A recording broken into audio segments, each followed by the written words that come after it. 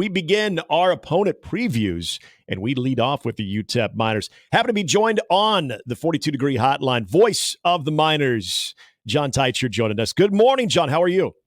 Gary, Nick, doing great this morning. How you guys doing? Excellent. Excellent. And so let's get into this right now with UTEP. First of all, you go through spring, you're getting into the fall camp right now. Practices are happening, but new coach. So when it comes to not only a new coaching staff and just getting the familiarity, but trying to, as we always hear about, the buy-in right now. What are the early impressions of what you're hearing out of UTEP camp, especially with the new coaching staff? Well, I think the buy-in's been terrific on the part of not only UTEP players, but I think of UTEP fans as well. Scotty Walden's 34 years old. And he's brought a tremendous amount of energy to a program that has enjoyed so little success historically. Just 2 winning seasons since 2005.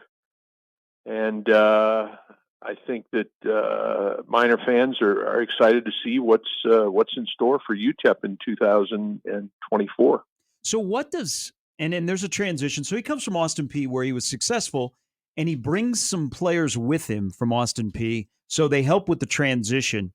John, what would be, and you've seen a lot of UTEP football, what would be an acceptable start to a transition year under a 34-year-old head coach?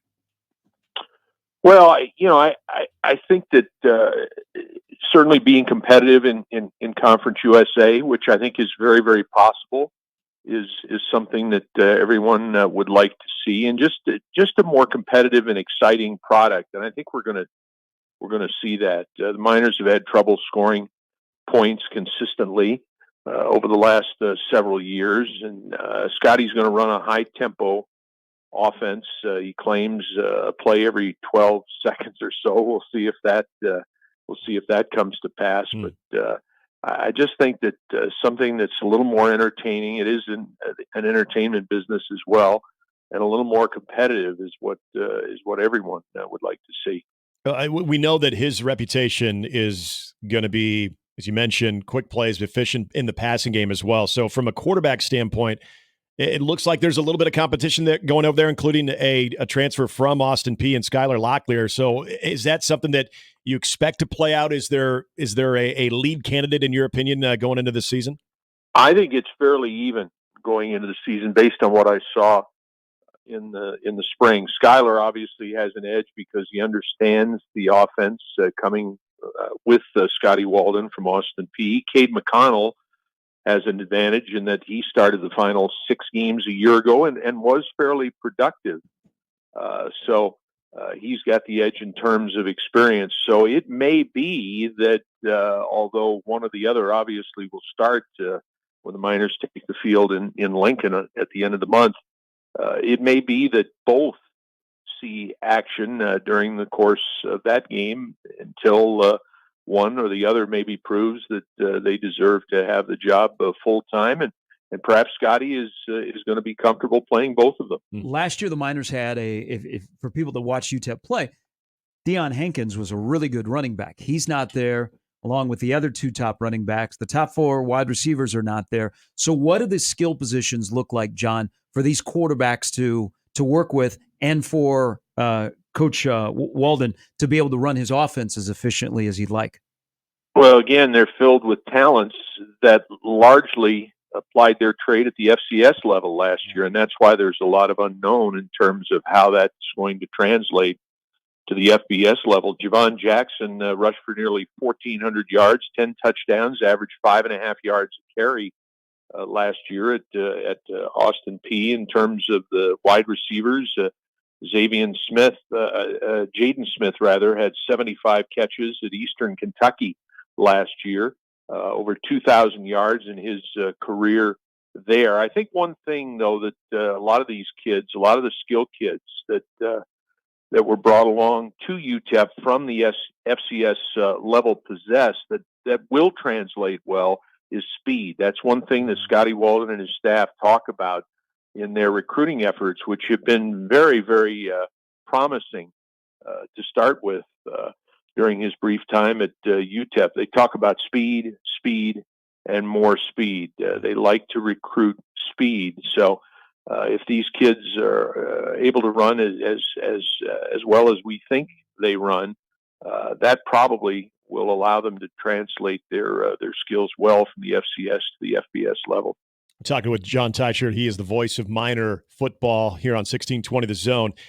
One of the things here in Omaha and in the state of Nebraska that we are very curious about is what will quarterback play look like for Nebraska and what will be the debut of a very talented freshman, but will be his first college snaps against this UTEP defense. This is a defense that statistically was the best in Conference USA. There are guys back, and it also had a secondary that was pretty solid as well. What this defense looks like in 2024 and what you anticipate, especially going up against a freshman quarterback in Dylan Raiola, what are you seeing from this defense and where the strength will lie in 2024? Well, they do have an all-conference, a first-team all-conference pass rusher in Maurice Westmoreland returning. They've got a couple of kids in the secondary. They're going to play, I think, much the same system, three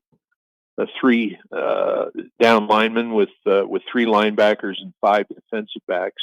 So they'll base out of the nickel defense. I think it's going to be fairly similar to what we've seen in the past. But that's the area. Ironically, Dana Dimmel, the former head coach, was known as an offensive coach, but basically the biggest improvement I thought he made in this program was on the defensive side of the football, where, as you mentioned, UTEP had pretty good numbers against the pass a year ago, but the area where I thought they've really made strides over the last 3 years or so is against the running game. The Miners have been much better at limiting the damage from the opposing running game and have done a much better job in their ability to get themselves off the field defensively. So, again, a lot of new faces, particularly at the linebacking positions, where the Miners lost one kid in Knight who was drafted into the NFL. So there are going to be some questions on the defensive side of the football again. But as you pointed out, there are some kids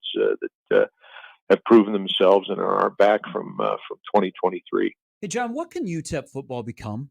I mean, you alluded to Dana Dimmel had a rough stretch. I mean, people will look at UTEP and go, yeah, isn't that where Mike Price coached? Yeah. They had a guy who I thought was young, going to be Sean Kugler, who I thought, oh, this might be the guy. But they've gone through a few coaches in the last 15, 20 years or so. What can UTEP football realistically be year in and year out? I think they can be a consistent challenger in Conference USA. I don't think there's any reason that they shouldn't contend for the league title in CUSA each and every year. Tremendous facilities at UTEP, tremendous weather. And as Scotty Walden and his staff have proven this year, having signed the top class in Conference USA, the top recruiting class in just 2 months' time, you can recruit to El Paso, Texas. So I think the expectation is that UTEP, which has not been in 20 years now in Conference USA, is going to become a championship caliber factor. Jon Teicher, again, voice of the UTEP Miners. They will be in Lincoln on the 31st of this month to kick off the college football season. John, really appreciate you joining us. Wishing you all the best. Maybe we'll even catch up during game week, but all the best. Enjoy the rest of the summer. Look forward to it, Gary. Nick, thank you. Thanks, John. 27.5-point favorite. That's what I was just looking at. The FanDuel early odds right now at 27.5 in favor of Nebraska. So this is how this game's going to play out. Field goal. Okay. Nebraska wins the toss. They defer to the second half. Yep. UTEP gets the ball. They have a bunch of young with each other players. Place is going to be jacked. Yep. They're a little undersized. Nebraska's defense is first on the field. They want to run a play every 12 seconds. Nebraska will have the ball punted to them, and there will be 14 minutes and 6 seconds on the clock, and Nebraska will score their first touchdown of the season before there are less than 12 minutes to go in the first quarter. Whoa!